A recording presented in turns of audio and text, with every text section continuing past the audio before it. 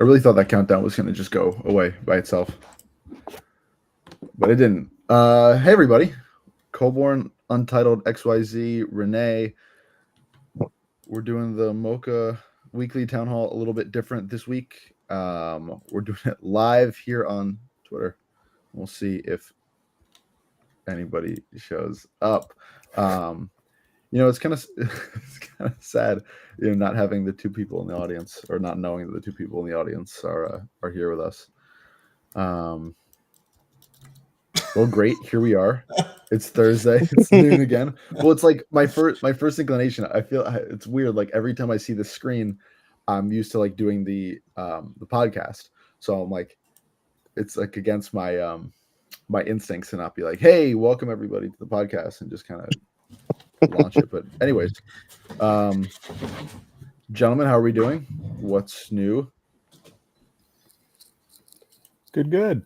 Doing well. What are you guys up to? Hosting a MOCA weekly town hall. Yeah, I guess just trying to get by. Cool. Where should we start this week? What do you think? Should we start with MOCA stuff? Should we start with drama? Let's start with drama. Something else go out of business? That's a great question. Probably. I'm not sure. I mean, is there anything left to go out of business? Right. I mean, cyberbrokers making waves. Yeah, the sale has been way more better and like well received than the first try. Now that all the attention of the space was on Josie and the team, worked out well so far. Nice. Yeah, Drifters is going to be cool. They sold out their the highest tier of the packages once they lowered the price. Exactly. One day, I think. Do you think that was more because they lowered the price of the assets themselves, or do you think it's because I think the people don't have enough liquidity at this point. If you want to reach a broader amount of people that want to have or get skin in the game of what you're doing at this point, you just need a fair or comparably to bull market mania, a low price, obviously. So, but I think everybody is cool and sees the value in it, and let's see where it goes.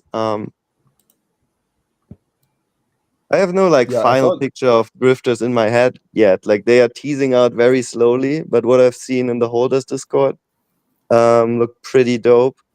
Videos of face detail, of expression. These are going to be absolutely wild for podcasting and video calls and interactive things like that. They just look cool. Cyberbrokers has a super dope aesthetic.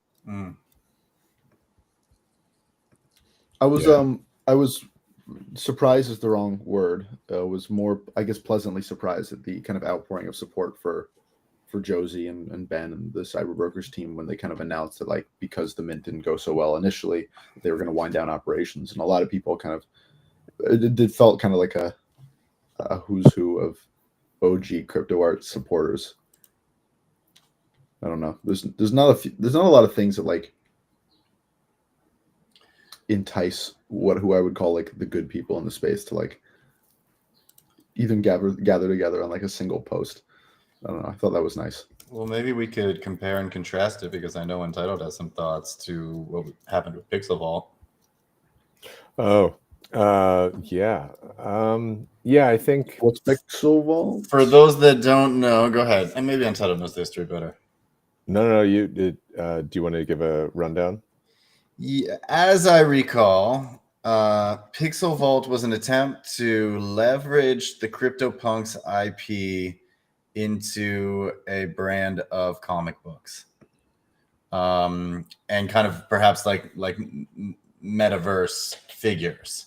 It was definitely like a Beanie hyped project at the time that saw thousands of these comic books mint out. And then there were two paths you could choose. You could either kind of stake your comic books for a Punks token, which resulted in co-ownership of up to 50% of 13 of their characters, of their 13 Punk characters, or ownership in the DAO. Yeah. Whatever ownership in the DAO means. There was a second option there. And then there were mint passes for another PFP project that kind of came down the line. This would have been 5 years ago. At the time, they raised something like $100 million to go expand this universe and make more comics, and they did partnerships with Yuga. But here we are 5 years later, and they are liquidating the Punks Vault, in which they own 87% of the tokens. It seems like they are going to be the top bidder on the Punks, and they're rolling it over into some new entity. But another kind of like marquee project seemingly bites the dust or is hard pivot away. And $100 million they raised, like unbelievable sum, honestly. And their big pitch at the time was they're going to be the Marvel of the NFT world. They started with the comic book. They were branching out into gaming. They had a AAA game planned. I got interested in them. Honestly, my story was kind of weird because I had a piece that was collected by Beanie early on Super Rare that ended up in Pixel Vault as a result of they had a big squabble. They bought Beanie out basically, and he hasn't owned that CryptoPunk in a long time that he wears. So I had a piece in the vault, and I was like, I should figure out more about what this is, and found out they were planning on doing a AAA game, I think, with some of the creators of Love, Death, and Robots, that series on Netflix. So it's just an example of a project that went hard on the VC angle, diluted themselves like crazy through so many different collections and side quests, and ran out of money. And I feel like they might debate that now. I think they actually just sold the Punks collection for almost 1,000 ETH. I'm trying to. That was that collection. What was it? I think 12 or 16 Punks or something like that. Yeah, that was them. And there was a Beanie in there. Yeah, that was Beanie's Beanie. Oh, that was Beanie's Beanie? Yeah, he hasn't owned it in a long time. That's interesting. Can I present an alternative viewpoint on CryptoPunks? Yes. And maybe you guys will disagree. I feel like the people who love punks the most feel that they must constantly talk about how important punks are. And maybe if you have to constantly talk about how important something is, it's not actually that fucking important. Now, of course, there's the historical aspect of CryptoPunks, but we know that, these rare art pieces from Xcopy and Coldie are just getting their due now. And we know that comparatively, people don't care about other historical NFTs like data.art in the same kind of a financially frenzied way. So the idea of pointing at CryptoPunks and being their history is what gives them value it's not reflected in all of the other historical artworks of that time. A, and B, they're just kind of they're, I don't want to say they're not aesthetic because whatever, but they're fine. They're fine aesthetics, but it just feels like I'm constantly seeing people talk about how important they are, why they're so important.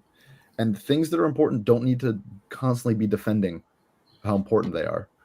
And I don't know if that bodes super well for their future, but I have always felt that the things that legitimize NFTs, especially the most, are things that have some kind of like things that reflect the ethos, the capabilities of the blockchain or of the medium itself.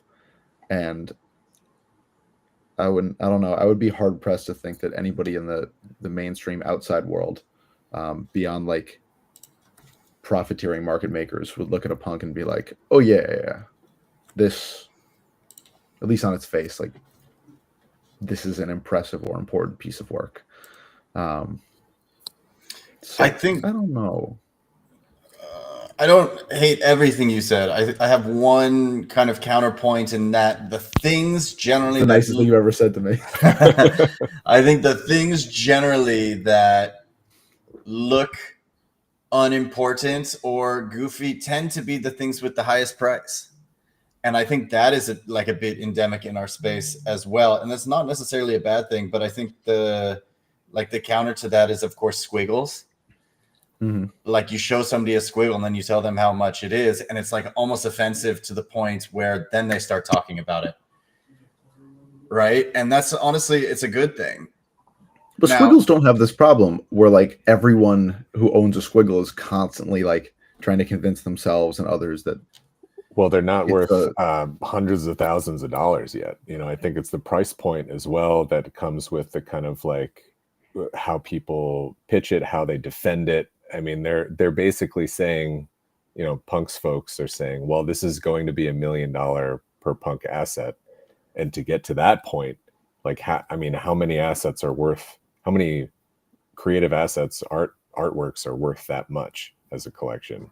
So I don't know. To me, it's like part of the defensiveness comes with trying to reach that next threshold. And you don't see that with squiggles because they're not, you know, selling at the same price in my mind. Well, the punk's water is a little, you know, is really, really muddy. It's been through a lot. Yeah. And that's part of the appeal, I think, obviously. I mean, there's just like no shade to like Matt and John and what they created in Larva Labs and like what they created. It's not a matter of like the creation. It's also not a matter of like the internal metrics of the project. Like I think we can all agree that they are like very historically important, and what they represent for like a blockchain experiment is really important, and what they represent for like how crypto art and, you know, crypto collectibles like developed, like super important. But we just don't value history in any other realm except for this one.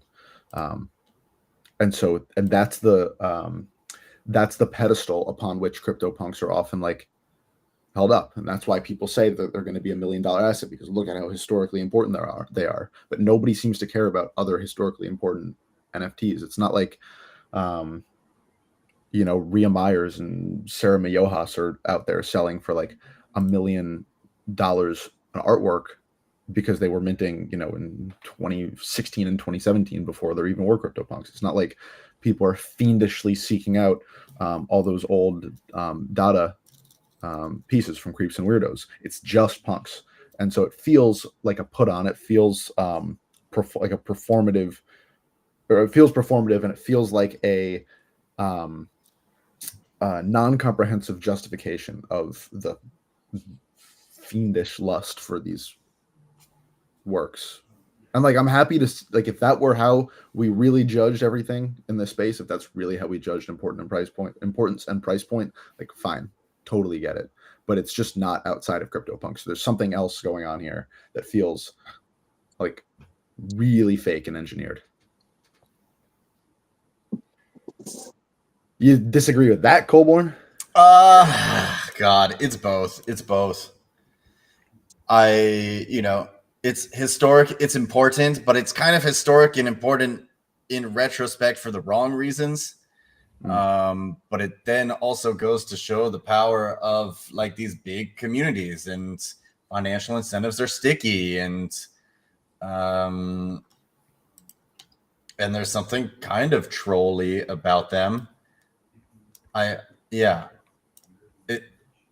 don't know. They have obviously transcended their authenticity, right? They are a commodity. These things, you know, I went into the Gandhi marketplace yesterday after those X-copy sales just to see what there was, and these are number one collateral, right? People are taking loans on these people. So this is This is something that has moved past probably whatever the intent was. Feels fair. And that's fine, you know. I'm sure the same could be said of Basquiat or Picasso or whatever, Koons or Hearst, or you know, like it's just in a different thing. And that is kind of the point of art in capitalism, right? Is that it is one of the few things that has a symmetric upside. And every time you move your head slightly to the left, I just see the mixed spaghetti with meatballs and just watch. That's what it is, though. You know, mixed CryptoPunks with meatballs. Right, just mix watch. crypto with art and just watch. Yeah. Jay DeLay asks us, speaking of punks, what is y'all's thoughts on the first forked punks? Meaning aliens, apes, and zombies on the original contract in the first ETH fork. Are we talking V1? Oh no, Jay tweeted this the other day. He bought a zombie. No, it was an alien. Let me find this tweet. Yeah, I got it here. Yeah, Jay DeLay tweeted this a couple days ago.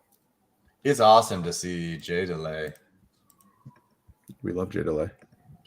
Love Jay DeLay.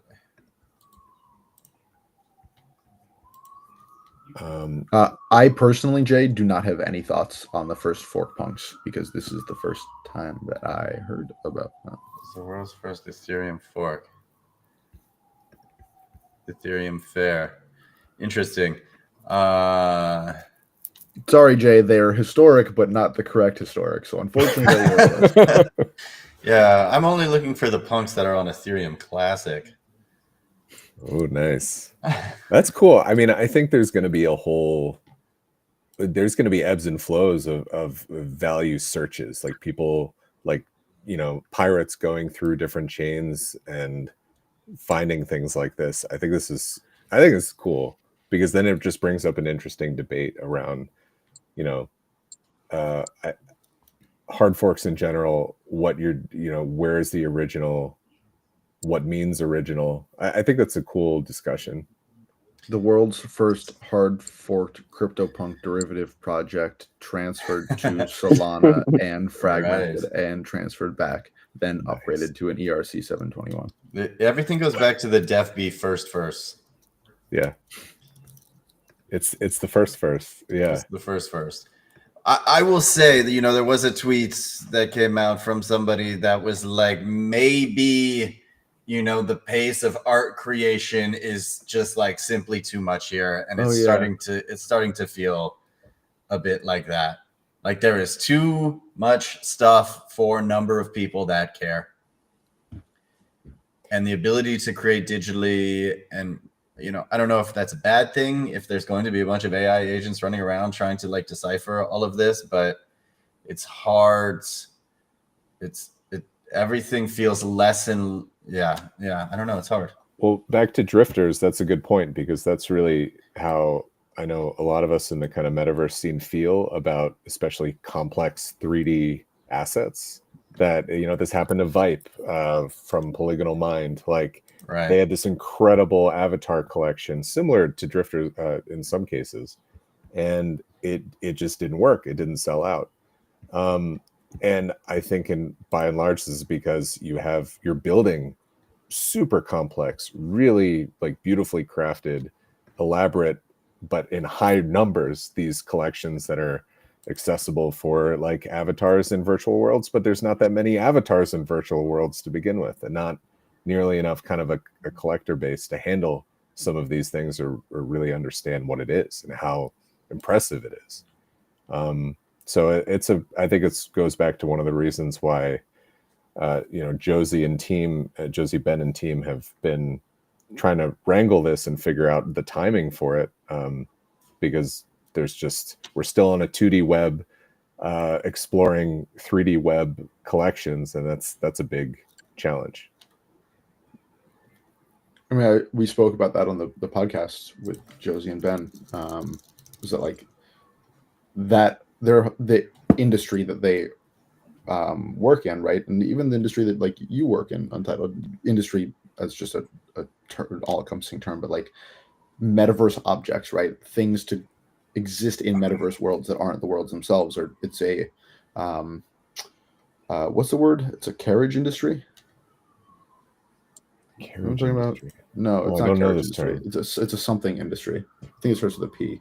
It's a small industry. It's like a derivative industry on top of the worlds themselves. Like yeah. Oh yeah. Yeah, I hear what you're saying. There's not a Cottage. Thank you. Carriage. Cottage industry. I like carriage. I get it because it's like carriage horses. You know, what do you? This is the difference on the between road? me on a restream at 12:30 and me at a restream at 5. I guess I probably make those same mistakes at 5, but either way, like it requires the development of the metaverse worlds in order to like be its best self. And so it almost, not that it doesn't matter, but like you as a metaverse architect and the Cyber Brokers team as avatar developers and Vipe and Polygonal Mind and all these incredible like metaverse asset creators like are beholden to whether there's a great bottom level foundational product, right? Whether there is like 3D web tech, and that just seems difficult, right? That you're like awaiting the developments in an industry that are not super forthcoming. Well, you have Yuga Labs, right, with Other Side. It's kind of like back. It's coming soon, by the way. Coming soon. Coming soon. Don't worry. We're selling off everything we got. Put it all in this. But they'll be here before you know it. Well, like billions of dollars were flowing around to support this project, Other Side. And then you have someone like Ash, who has been killing it by himself and built an open source world engine. Like you just have these crazy contrasts in this scene. This is the Pixel Vault $100 million, Drifters, no VC money. Like you have these crazy contrasts. It makes it very hard to figure out where to put your support, where to put your energy as both a collector and a creator. Like it's a very weird juxtaposition that we're kind of in right now and seeing it unfold right now. And it's, I don't know, in my eyes, I see these grassroots projects doing better than the. I mean, you can be way leaner these days with AI and like building interoperable and open source tech. Like you can see it with AI16Z and Hyperfile that they already have like 3D agents that you can spawn with a character loaded and stuff like that. And now with Compute, for example, where you like give intelligence to all of the stuff that was static in the last metaverse narrative, and now it becomes interactive world building. And world building with Hyperfile is so much easier than Decentraland back in the days when people tried. And then Roblox really won. But I would say like this is easier than Roblox, like building all sorts of things. You don't need to like, you can vibe code in the engine. Like they have so many things that you as a creator get like at your fingertips to play with. Really wild. And I mean, we are doing the same thing with building the museum, building visual representation of art exhibitions or curations via rooms and like compose huge festival ground style distributed museum into a desert or something. It just like shared a link with from Hyperfine in our WhatsApp. Like Ash posted that. It shows like large scale world where he flies through it and just how performant it is in a web browser on a office desk, like office notebook. Like it's so good. It's insane. And we're no strangers to this with rooms and just the museum as a whole, trying to build virtual experiences for digital art. And I think it's been like pulling teeth and pulling arms to get people into some of these worlds to both build and visit. And I think the friction has been, in my mind, the biggest problem. Like points of friction, bottlenecks that prevent people from accessing these places.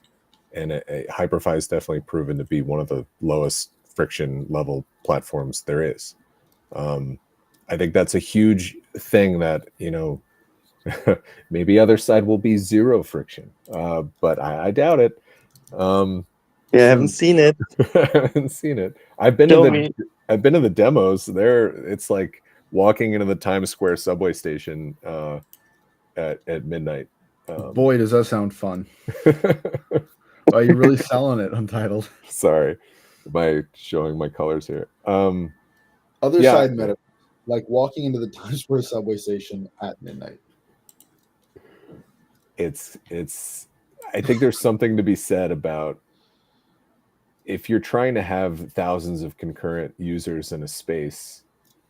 I don't know if that's the strength of like the immersive virtual web that is being built here.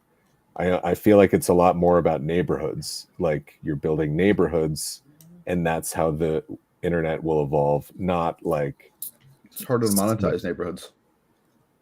I think it's easier to monetize, to build a kind of like, you know, cooperative economy in a neighborhood's much easier to do than a city.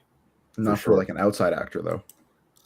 For Well, those within the cooperative economy, sure, but like for those who just want to like drop in and, you know, sell some shit, you know, if you're looking to drop a fucking, I don't know, CryptoPunk derivative, the world's first CryptoPunk hard fork derivative metaverse shirt, it'll be a lot easier to do so in a other side metaverse that has 9,000 concurrent users than, you know, 50 people in a really like healthily communicative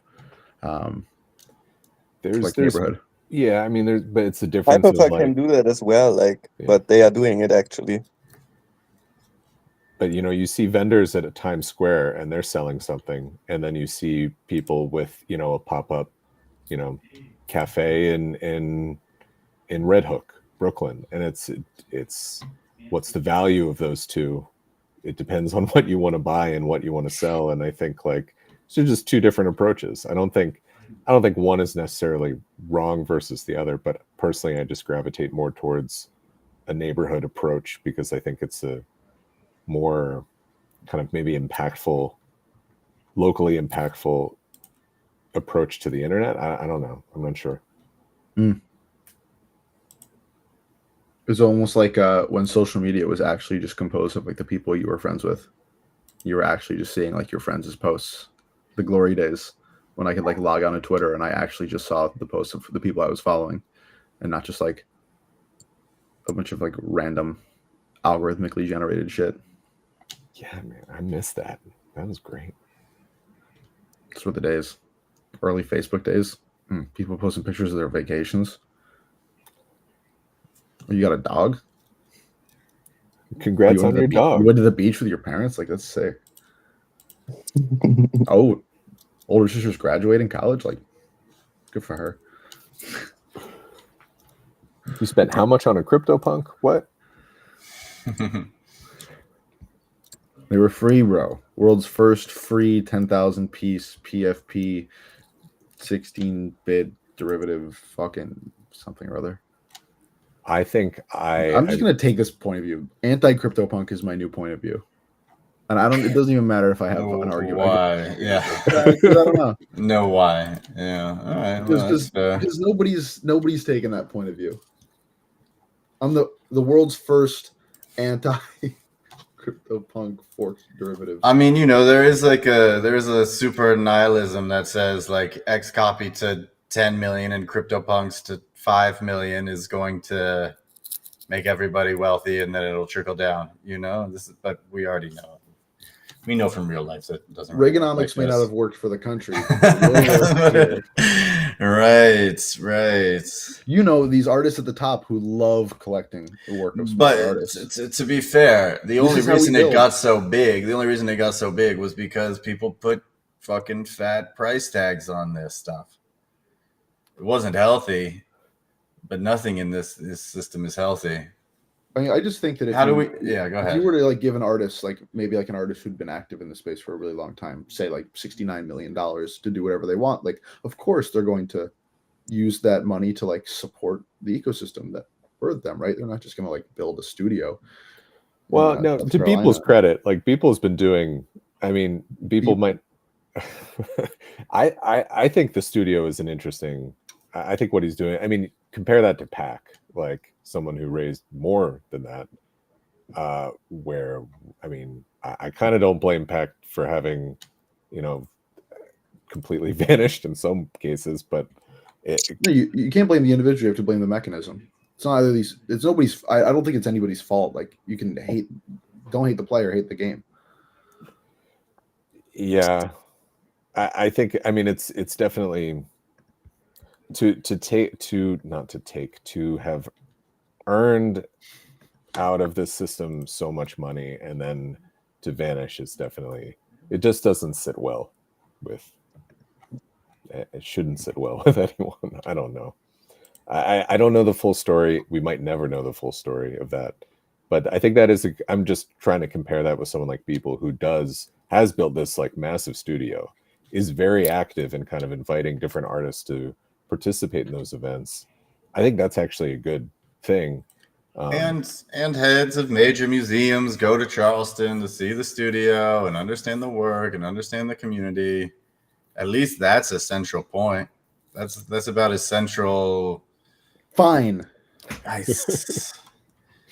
Yeah.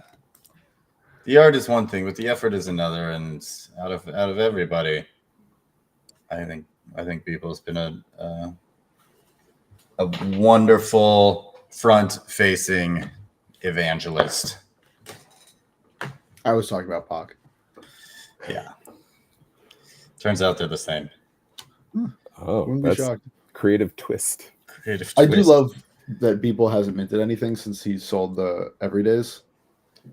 Like, I think it's just kind of wonderful, like the restraint to not mint. I feel like we fetishize minting so much in crypto art that, like, the idea of this person, like, he could make $1 million whenever he wants, literally at the drop of a hat. He could mint a 1 of 1 literally anytime he wants, and it would sell for at least 6 figures. Some schmuck would buy it. But I think he is minting for private collectors. Is he? That's my understanding. Oh, interesting. Are we breaking news here? No, I mean, we see it. It's announced. I see it on the timeline. Man, it's hard to track this stuff these days. The prices are of course undisclosed, and maybe he's doing it for free. Maybe he's doing it for free. That would be so sweet. We love you, people.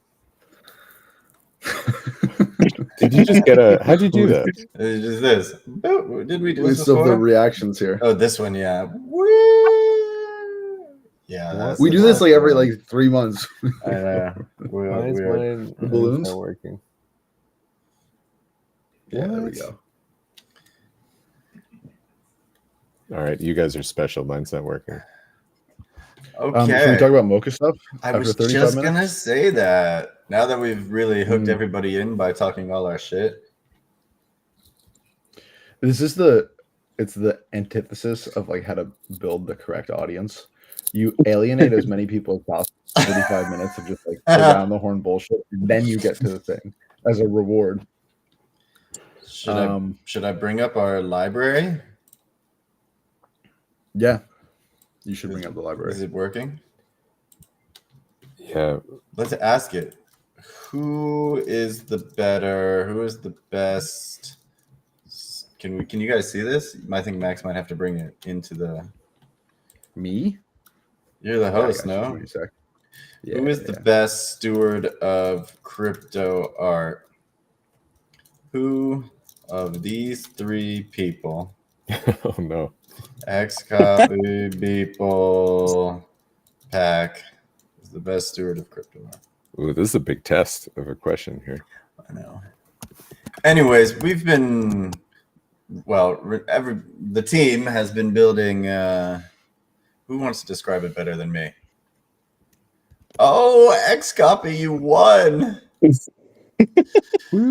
Based on the provided context, X-Copy appears to be the best steward of crypto art among the 3 individuals mentioned. That highlight X-Copy's pioneering role, their unique style, and their ability to evolve and adapt to changing landscapes. X-Copy's influence on the crypto art movement is evident in their widespread imitation and mentions in prominent platforms. They've also demonstrated a commitment to giving back to their holders in the community through various initiatives. That's cool. Wait. Yeah, that's so sweet. Wait, Renee, what are we seeing right now? Explain to the good people what magic sorcery this is. This is the library. It answers your question and generates related questions. And then you can just like interact with it. So Renee and the team at Quellcode have built a MOCA agent that is trained on a library that we have compiled from as many crypto art sources as we can. And Max, that includes a lot. Oh, you're asking me. Yes. Okay, let's see. Well, who's in the library? We have. Oh, I'll just pull up the spreadsheet and I'll tell you. Oh, we got a lot. Let me see if I can ask. Maybe it Eric knows better than what we know. It doesn't know better than we know. Go ahead. Okay, we have Eric P. Rhodes, Kevin Eschrick, and Leremy, of course. Outland's catalog, Brian Droitcore, who I believe is the founder of Outland. Untitled XYZ, who's in this chat right now. Daim Al-Yad, who is not here. Pindar Van Armen, Big Comic Art. A lot of pieces from Data.art, Crypto Child, are all of our own internal writings. Everything that Super Rare has ever published. Everything Artnome ever published. And then all of my own 247 essays on pieces in the Genesis collection, Natural Warp, Jin from M3, everything from 01's blog, Crypto Natrix's really important piece on like sex work in crypto art, some pieces from Rare Art Labs, Martin Lucas Ostakowski's entire history of crypto art, and then we are working on incorporating everything that Fake Whale ever published, and then as soon as we can get a handle on it, Red Lion. So some pretty massive data sets of sources that we put together. It's pretty cool. This is like, and then we have like News Hermes 3. That's the LLM that fuels it, running on compute, like a P2P, peer-to-peer GPU service. And yeah, just works. Yeah, I mean, yeah, it's unbelievable. I mean, this is it's we fast. were very it's very fast, and very it fast. also accomplishes this goal that I think was kind of a tightrope to walk, where like we don't want this to be like a generation engine for like new articles. We don't want this to be like a ChatGPT where people are just like writing, the equivalent of cover letters using it. We want it to be a research tool. We want it to be a scholastic tool. We want it to be a preservational tool. I think it does all that really well. It gives you the context. It points you, most importantly, to where that context is coming from. And it encourages independent research. And this V2 of MOCA that is underway here, this is all open source. Is that correct? Yeah. See, that's what I'm talking about. Mm-hmm.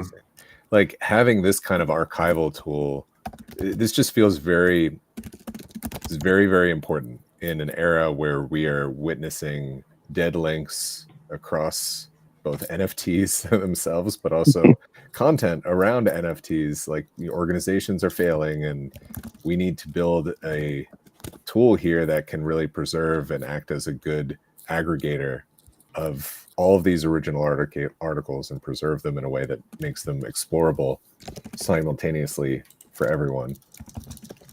Like this is just, I think this is like mission critical. So it's, I don't know. This is very exciting. Yeah, and at some point you can basically stake MOCA token and aggregate your stuff yourself. I mean, we have right now a huge list, huge spreadsheet with stuff that we need to crawl and like pour in and constantly like grow that. So if you think something should be in there, you can point us in the right direction, just share it with us. And yeah, it's getting bigger. And at some point, as soon as we scale it via like a token staking or deco staking or whatever staking mechanism, people can really feel more a tangible museum, a more tangible digital museum. And you know it's not biased because none of us are in the top 5 most important crypto art collectors. That's hilarious. So shout out to Ohms, Art Gnome, Cosimo, Token Angels, and then 3 honorable mentions of Sats Moon, Tennessee Jet, and Artie Hands. That's a great list. That's pretty cool. It's not a bad list. I can think of at least one person it's missing. Next week. Top 1. Number 0, Colborne. Right. Wait, but that's strange. None of the people who've just been collecting high price artwork for the last year are represented here. I'm actually curious. I don't even know because it Surely is they're the most important. historical. I wonder if it even knows who Canvas is.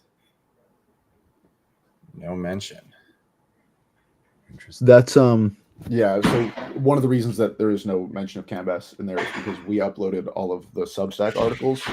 I think before Canvas purchased Samstrad's Masquerade, and that was my first encounter with Canvas. So I mean, really, we should have like there's like a hard time limit on this. Right? I don't think anything more recent than like January or February of 2025 is uploaded in here. Yeah. Who's another like crash out collector? Because there's a lot of easy come, easy goes. Actually, let's see if it must know who Moderax is. No. Wow. Blind spots. Too anonymous.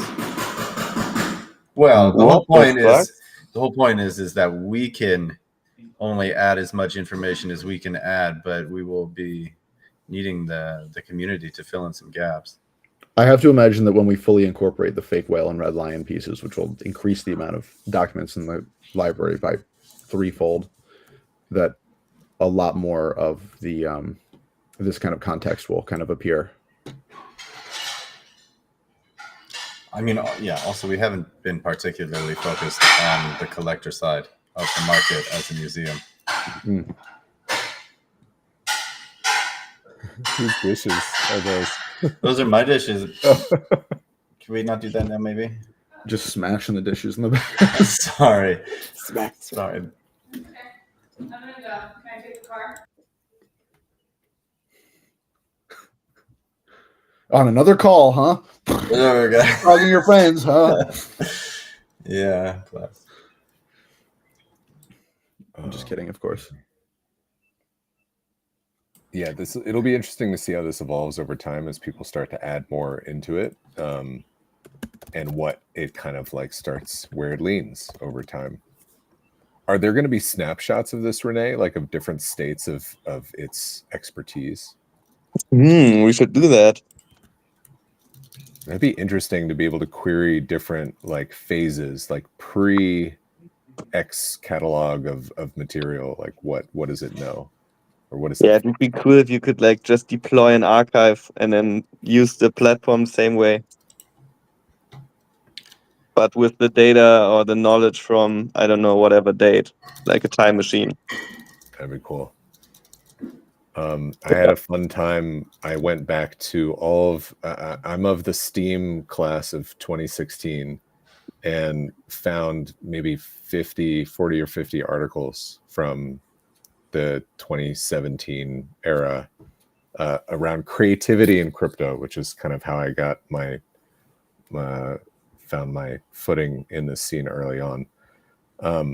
So we have a ton of different, we had all these interviews with Art Gnome, with like Devin from OpenSea, with, oh my gosh, we had just like tons of different interviews and discussions with folks and just profiles on different projects. So there's a lot that I think we need to add here outside of the Ethereum ecosystem, which is obviously going to be heavy towards. But it'll be interesting to see different crypto art ecosystems kind of colliding from, I know there was a lot with Dash early on, obviously a lot with Bitcoin that'll probably be added. Yeah, we have to make it like chain agnostic in a sense. Like the tech stack needs to be chain agnostic for the V2.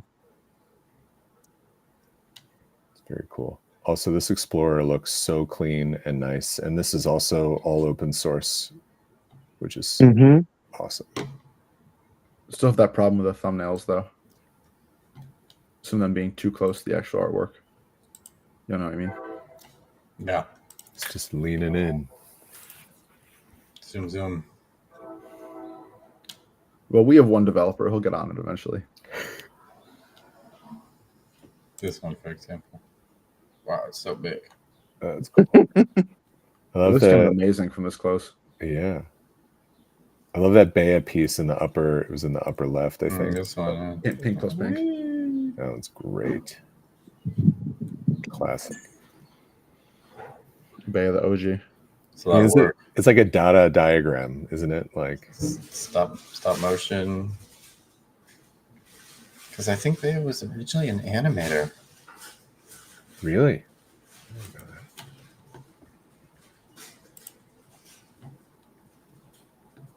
Mighty Moose. Mighty Moose, yeah. Nice. Shout out Mighty Moose.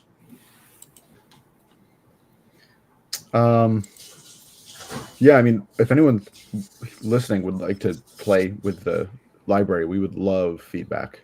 We are encouraging and welcoming all feedback, good and bad, because we are going to have just tons of blind spots in this internally. Obviously, we're still building it out, as we mentioned, and adding more context and such, but we would love direction and opinions from outside. So was it v2.museumofcryptoart.com? It should automatically populate with the library. That's right. Yep. Sick. Yeah, I mean, this has taken our focus for the moment. I think it should be pretty clear since we sold out decos that the kind of thrust of what we've been doing has been like modernizing everything we do, building a foundation so that when we finally launch this token of ours, we can actually point to things that we've made and say, like, this is what we're capable of, this is what we're developing, this is what, like, I mean, we hope to like incorporate the MOCA token into all of this. But we got to build the things first. So we don't just like crash and burn like all these other projects who made big promises, but then need, 9 months to a year to actually show anything off. Hey, people. Who was that last piece of the swimming? That was beautiful. Jose Ocrego. Yeah. Oh, there you go. I love Beeple. I Yeah. think that what Beeple did with the studio in Charleston is one of the great achievements in crypto. You got to get down there. Yeah, well, unfortunately, it's invite only, I think, and I don't get fucking invited to shit. Too late, Max. Your past comments have been queried. I'm not Vanilla. bitter about not being invited to things. Blacklisted. Blacklisted. What was I saw a tweet the other day. It was this guy was saying we just have to start speaking in a way that is completely unintelligible for AI. So in the middle of hot dog, hamburger, a black mirror, light bulb, like you just start like mixing weird words in the middle of sentences. And Prestidigitation. yeah, prestidigit. Oh, ooh. Nice. Homunculus. William Randolph Hearst.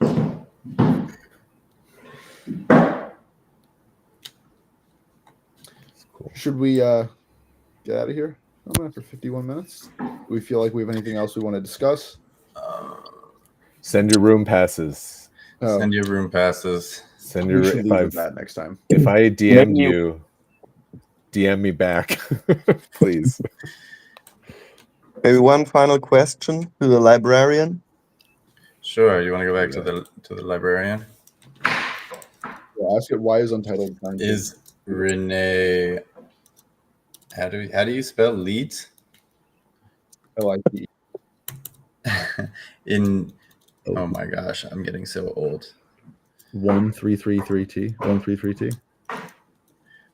Thank you. 1337. Oh, that's why it's 1337. Oh. Wow, has a deep understanding potential to push humanity forward. Oh, That's pretty good. This is all rigged. Renee designed this himself. What did you want to ask it? Sorry. Oh, nothing. No, Renee wanted to ask it something. Which thing? We can just keep clicking. But do you guys see Trump and Elon Musk are beefing now? This one. Ask it why Trump and Elon are beefing. This one's pretty sick. There's only two important organizations for crypto art. It's Artnome and us. Wow. 6 minutes ago, Elon Musk tweeted, quote, "Without me, Trump would have lost the election, Dems would control the House, and Republicans would be 51-49 in the Senate." Then 5 minutes ago, such ingratitude. Wow. Who could have seen this coming? Oh, the updated list of key organizations added Crypto Arg and Dada. Oh, nice. Nice. Pretty good. Nice additions, MOCA bot. Ask it what is the future of crypto art? Look at this. It doesn't even recognize human speech patterns. All it wants to do is just inform you of critical sources. It literally has no other directive. It can't even talk to you. It can't be your therapist. It can't, like, it's not meant to be a person. What did you want? What is the future of crypto art? Self-destruct. You just keep making more additions. It's likely to become more diverse and inclusive, with a focus on promoting liberated creativity and challenging traditional art norms. However, there is also a risk focused on high-end art and speculation, leading to a lack of creativity. To mitigate this risk, organizations will need to continue to prioritize equitable economic models and community-driven initiatives, such as the royalties model and the invisible economy. Ooh. Ultimately, the future will depend on the ability of these organizations and the broader crypto art community to work together to promote creativity, innovation, and community cooperation, while also addressing the challenges and opportunities presented by the blockchain technology and the rapidly evolving crypto art market. It has always bothered me that everything seems so fragmented. If only we had a 3D 100%. world where we could all come together like a neighborhood. Anyways. That was a hopeful way to end. See? Even if we're never hopeful, the MOCA bot can still be. That's so true. We got to cooperate, people. If you're out there and your cooperation score is low and you want to get it higher, hit us a DM. Yeah. And if Something you don't like know your cooperation score, ask our bot. It will That's the tell you. MOCA bot. It's low. It's low. If you don't know, it's low. Gents, thank you very much for being at this town hall. Thank you, everyone who is watching this town hall. We'll be back next Thursday, noon, EST. Everybody have fun in NFC Lisbon. Oh, yeah. I wasn't invited. Good. People going? You had to pay for a ticket. Fucking CryptoPunks exhibit, I'm sure. The world's first CryptoPunks exhibit in Lisbon. A pleasure to be here with you. Yay! Okay, I guess we do gotta go. All right, goodbye, everybody. Sorry. I'm not actually that angry. Okay. It is.